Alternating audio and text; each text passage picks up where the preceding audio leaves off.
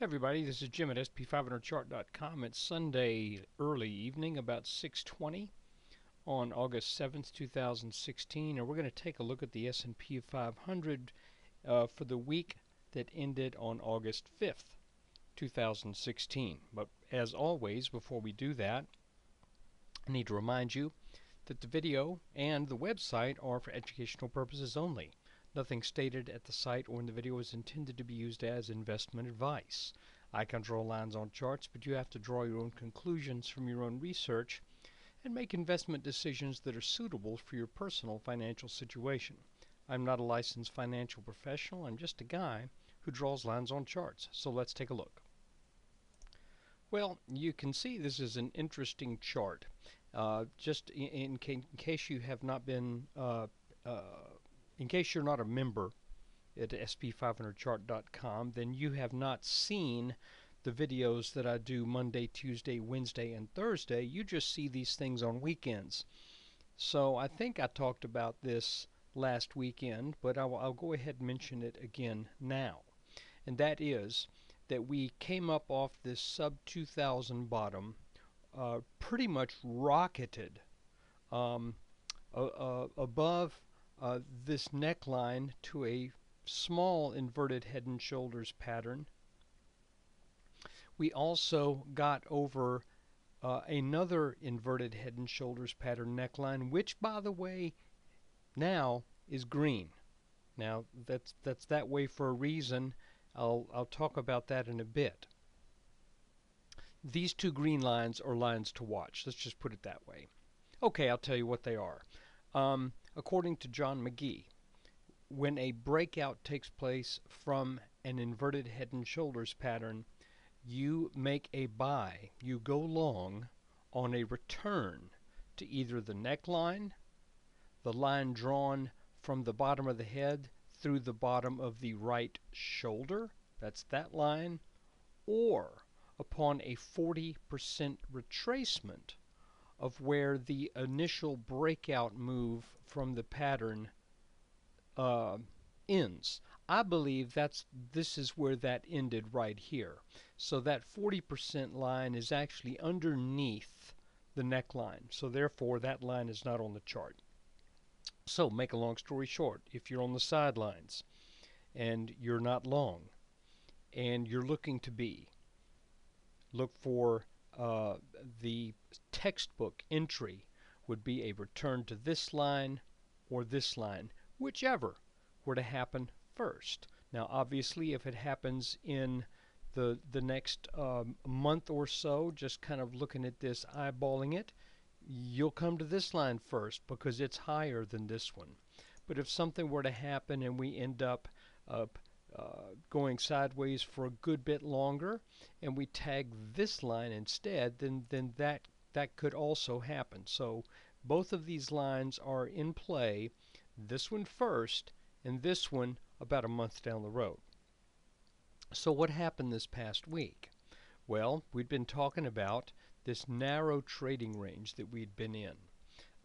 Ever since we got over to a level that was setting a new high, that's when we got over the 2142 level that I had established for my personal reasons as a legitimate breakout over this neckline in what is a fairly large inverted head and shoulders pattern. By the way, I just read that somebody else was talking about that same head and shoulders pattern this past week. I don't know that anyone was talking about it as early as I was. Now, keep in mind, I'm not a paid Wall Street analyst. I'm just a guy, honest to goodness, who just draws lines on charts. So I don't mind speaking a bit speculatively, and I was probably talking about that pattern before we'd even finished forming the head. But we saw it complete. We saw it break out. That's where we get our target of 2460 from, right here. But what happened this week? Well, like I said, after the breakout, coming off that sub 2000 level, we stalled out and we went sideways for 13 days. On Tuesday of this week, we actually fell underneath our support line. There it is, right there. And it looked like, oh no, this thing's going to head south. But what happened? Well, we found some support here.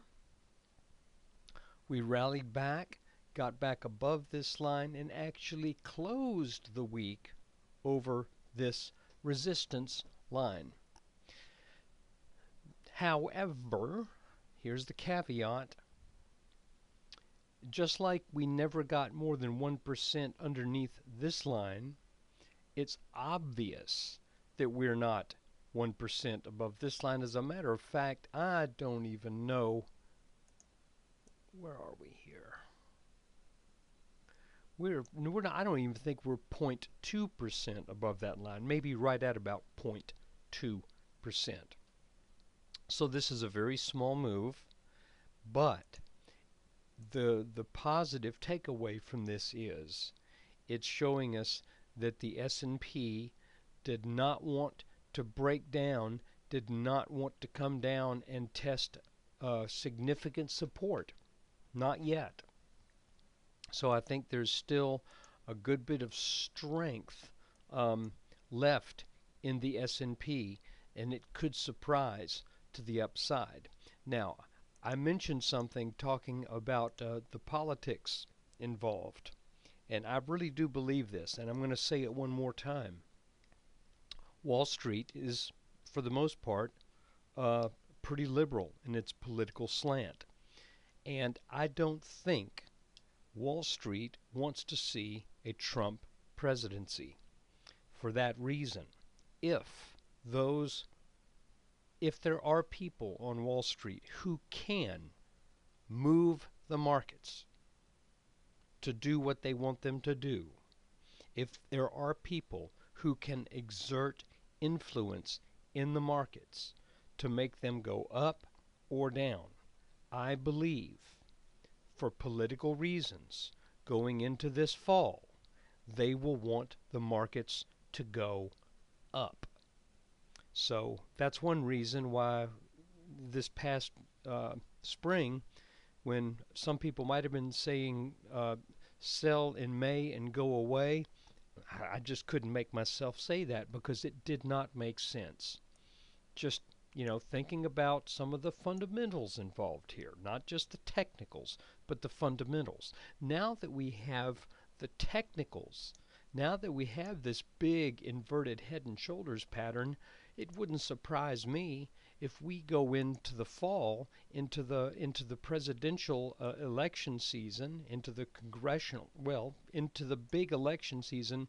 It would not surprise me if we go into that election setting new records in all indexes up into the point that the elections take place. That just wouldn't surprise me at all. That is not a prediction. I'm just saying that wouldn't surprise me.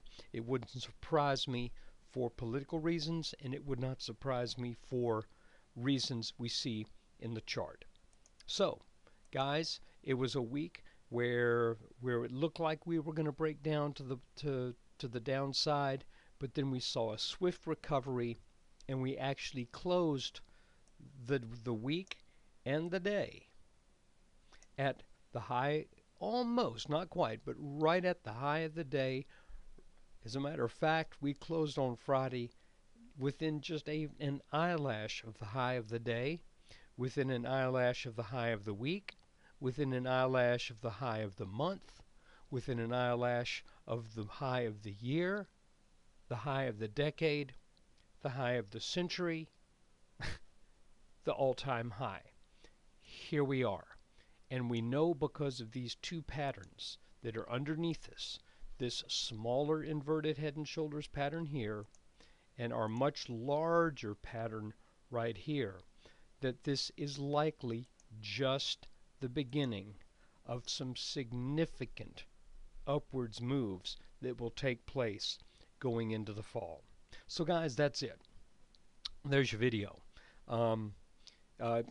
Just one more quick thing. You can see that once we got over this line, we stayed over it, And it looks like we ran into a little resistance at about 2182. That's got no significance going backwards to the left on this chart because 2182 is a level that the S&P has never seen before. So hang in there. I think we're going to make that 2460 target.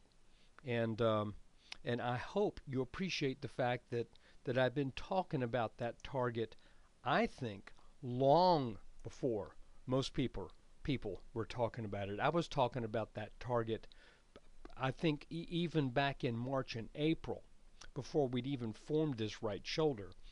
Just looking at the chart going into that point in time, it looked like, guys, we might be dealing with an inverted head and shoulders pattern, and by golly, that's what we have now in a confirmed pattern. So guys, for now, just hang in there. Let's watch this unfold together. Thank you for taking time out of your weekend to watch this. If you're a subscriber, hey, great. If you're not, subscribe. You can get a daily technical analysis video. Sometimes I get them done right after the close. Here lately I've been pretty busy. They've been coming fairly late at night from time to time. But you get a daily video of this type. So do that. It's pretty cheap. Go check it out at sp500chart.com. For now, however, thanks for watching, and thanks for your support.